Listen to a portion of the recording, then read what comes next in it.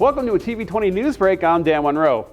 Huntington Bank, alongside Cleveland Mayor Justin Bibb, made an announcement that they say will have a positive impact on the greater Cleveland economy.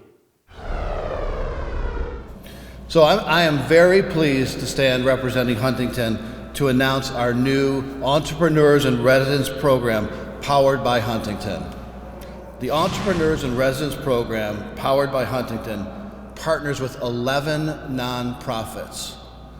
We had the good sense to say, who can do this as well as anybody? We knew it wouldn't be us. So we invited, frankly, many nonprofits to the table. The program is part of Huntington Bank's $40 billion commitment to the city. The Entrepreneur in Residence Program will help small businesses grow, which, in turn, will help the economy of Cleveland neighborhoods, especially in the southeast side. COVID has changed how we think about work. And one of the things we want to do, particularly in our Main Street businesses in the southeast side, in those critical corridors, is really understand what are the pain points that business owners have in terms of recruiting and attracting talent. But then secondly, how do we scale them up so they have the capital to invest and the capital to bring more labor into their respective businesses? Huntington's 11 nonprofit partners will provide programming ranging from supporting minority real estate development contractors, manufacturers, and immigrant entrepreneurs to students and youth. Cleveland Mayor Justin Bibb made an announcement that should encourage those not vaccinated to get their shots prior to the start of the All-Star Game. First, the city's public education campaign will feature NBA and Cavs players, coaches, and legends. We will have special incentives for you to get your vaccine or booster, including all-star tickets, merchandise, and special autographed items, tickets to Cavs games, and more. Additional financial donations, resources, and support to aid citywide testing and vaccine efforts will also be included as part of this partnership. The NBA and Cleveland Cavaliers will be donating over 10,000 rapid COVID-19 antigen tests and over 25,000 N95 masks to Mayor Bibb's COVID-19 task force for distribution to city schools and community organizations. We will also be working with the NBA and the Cleveland Cavaliers to do pop-up vaccination clinics in the hardest hit neighborhoods across Cleveland to make sure that our communities, particularly our communities of color, get vaccinated and get boosted so we can stop the spread of COVID-19. Stay tuned to TV20 and like and subscribe to our Facebook and YouTube pages for more information on the dates and times of the pop-up vaccination sites. In the weeks leading up to NBA All-Star 2022, Bedrock is encouraging basketball players, fans, sports enthusiasts, and out-of-town visitors to shoot their best shot at the NBA Ice Buckets court pop-up in Tower City. The Ice Bucket Challenge will give fans the opportunity to see if they have ice in their veins, like 8-time NBA All-Star and 2-time three-point contest champion Steph Curry. With 60 seconds on the clock, participants have to make a minimum of 4 shots from different places on the court for a chance to win prizes such as NBA All-Star Game and NBA crossover tickets, as well as league licensed merchandise. I had the chance to participate in the NBA Ice Bucket Challenge and display my wicked jump shot, and I was only 1 shot away from winning the NBA crossover tickets.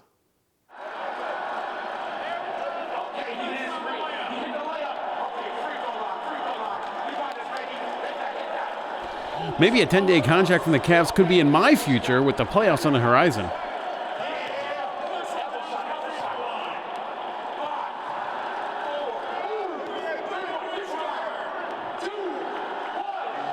Or maybe I'll just stick to my day job and leave the tough shots to the professionals. Participants will receive a digital photo with an NBA Ice Buckets backdrop and have the opportunity to purchase official NBA Ice Buckets merchandise, including t-shirts and hoodies. The pop-up will be open to the public on Fridays and Saturdays from 11 a.m. to 7 p.m. and Sundays from 12 p.m. to 5 p.m. now through February 20th. Finally, Cleveland's Museum of Contemporary Art plays a major role in the city's cultural scene. As a non-collecting institution and the region's only contemporary art museum, MoCA is ever-changing, introducing multiple exhibitions yearly to create fresh experiences for visitors. The inspiration for Sincerely Us comes from looking at what's around me. Obviously, being a black photographer, being a black man is documenting our highs and our lows. So obviously, I'm black and a lot of the subjects in the exhibition are black, but it's to be understood by the entire world. So I want the little black girl that might think her hair is a little bit too nappy, or the little black boy that's constantly seeing the hashtags and more black men slaying, to understand, they have an ally, and this is our story, good or bad. The Museum of Creative Human Art has a year-long residency at MoCA, and they're responsible for bringing in the Sincerely Us exhibition. To be able to go out into the community and see someone like Ryan and say, hey man, you belong in here. That's simply our mission, is to be able to make those dots connect and show young people, even in the city, that they can do it. Cleveland's art scene is amazing. It's vast, so it could be anything from mixed media. Obviously, there's a lot of people's work that I like as far as photographers. Some people don't even really consider their work art, but it's growing, it's budding, and I'm happy to be a part of it. Each and every piece shows Cleveland at its finest, I would say, because all of it had, at some point, had a beginning. And people were excited about it and couldn't wait to see where it would go. But sometimes you have to look at it, in some of these pictures, you look at it in the state today and you say, what happened? So he's bringing people in such a way that's powerful. There are so many powerful pieces in this exhibition, but there are two that really stand out to photographer Ryan Harris. If I had to highlight some of my favorite pieces, I would say Untitled. It's a father and a son. That piece is so powerful to me, how it actually came about. It was totally organic. This was actually about 2 or 3 days after everything happened with George Floyd, well before a verdict. It was when he was actually murdered. And they were coming to my studio for an annual Father's Day shoot that I do. And they decided that they wanted to take their shirts off, and they actually wanted to do that. So it was totally unplanned, but it was just such a powerful message for me that photo stuck out to me as one of the biggest pieces in this whole exhibition. The series Hair Day with the little girl that's actually, it's like documenting, the process that little black girls go through of getting their hair done. She's my daughter, so obviously I've been watching her getting her hair done by her mother her whole entire life. And there's some smiles, there's some cries. So it was beautiful for me to actually document that. And my mom actually got to get a peek at that series of photos, and she's, almost 70 years old, and she can even relate to it. It's just something that every little black girl is gonna go through with your mom or your grandmother doing your hair. Ryan hopes that his art will tell a story while educating viewers on black culture. Some stuff might make you smile, some stuff might make you cry, but this exhibition is our highs and our lows, the joy and the pain, all rolled into one. So I want somebody who maybe might not know as much about my culture, or somebody like myself who's in our culture, to see it and be proud. Ryan Harris's Sincerely Us photo exhibition will be on display at the Museum of Contemporary Art now through March 6th. TV20 is streaming live 24/7. Visit TV20cleveland.com to see our live feed and more. Stay connected with TV20 wherever you go by liking and following us on Facebook and Twitter. And be sure to subscribe to our YouTube page to watch our numerous programs. Coming up next, learn about what's going on with the Cleveland Metropolitan Schools with this week's CMSD 360. Thanks for watching TV20 News. I'm Dan Monroe. Be sure to stay tuned for more on TV20. We are Cleveland.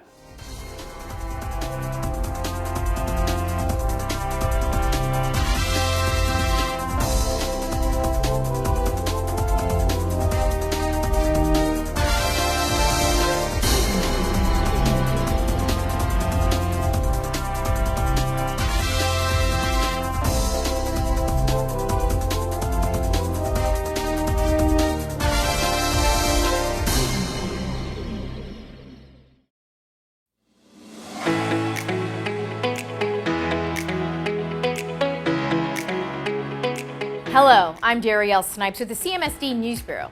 Welcome to CMSD 360, a look at news happening around the district for the week of February 6th. The Senate Athletic League Basketball Championships begin Sunday. All games will be played at Rocket Mortgage Fieldhouse. First up will be the Erie Division. Tip-off for the girls' game is at 8:30, followed by the boys at 10 p.m. Then on Wednesday, the Lake Division Girls Championship game will happen at 1:30, followed by the boys' game at 9:30 p.m. All the games will be streamed live at SenateLive.com. Sticking with sports, the Senate Wrestling Championship will be on Saturday, February 12th at John Adams High School starting at 10 a.m. Good luck to all the athletes. On Monday, February 7th, Jameson Leadership Academy will be holding a breakfast banquet to celebrate scholars for achievements during the first semester that include making the honor roll and merit roll.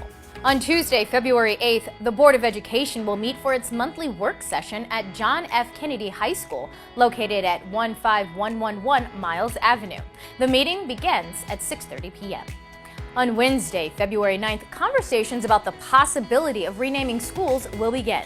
The first of 3 meetings about Luis Agassiz K-8 school will take place from 5 to 6:30 p.m. at the school located at 3595 Bosworth Road. The other meetings will be February 16th and the 23rd at the same time. The Board of Education initiated a review of all school names last year. A historian researched the origin of each school's name. Then a committee identified selected schools to consider for renaming. The school board will not rename schools without gathering feedback from the community. If you are unable to attend in person, you can join virtually at clevelandmetroschools.org/school naming. The second high school choice fair will be Wednesday, February 9th at the John Marshall campus from 5:30 to 7:30 in the evening. This is a great time for families of 8th graders, students new to CMSD, or those seeking to transfer to speak with representatives from the various high schools CMSD has to offer. If you are unable or don't feel comfortable attending the high school choice fair in person, there are 2 virtual information sessions happening on Monday, February 7th and Monday, February 14th. Both are from 6 to 7:30 p.m. The high school choice portal will close on Thursday, February 18th for the first round of high school choices. Submitting an application by that date will provide the best chance that students will attend their top choice. Here at CMSD, students and their families can choose the schools students attend if space is available, or in a few cases, the students meet admission criteria. For more information, to choose a high school, or to register for a virtual information session, be sure to go to choosecmsd.org. Max Hayes students and their families can participate on Wednesday in a paint and social and emotional perseverance event at 6 p.m. Workshop presenter Melinda Turner Shepard will be making the connection between how colors play a role in emotions. She will also explain how artwork can be therapeutic and bring families together. The goal of the event is to continue the conversation with families on how CMSD can support them through social emotional learning and mental health challenges. 160 A.J. Rickoff students with excellent attendance will get a chance to attend a skating party at United Skates of America. The first group to skate will be students in kindergarten through 3rd grade on Wednesday. Then on Thursday, grades 4 through 8 will get a chance to skate. These are pictures of students who went to the field trip last quarter. Lakeisha Brown says the students look forward to this event at the end of every quarter, and she enjoys seeing their smiling faces. Just another reward for students who attend school on a regular basis. Also at A.J. Rickoff, families can attend a Black History Month Paint and Punch event from 3 to 4 p.m. on Thursday. There will also be a gift card raffle of $100. If you haven't already, please download the CMSD app. You can find it wherever you get your apps, and the information about CMSD will be at your fingertips. Also remember to stay connected with what's happening around the district by following CMSD on Facebook, Twitter, and Instagram. Well, that's our time. Thanks for watching CMSD 360. Have a great and productive week.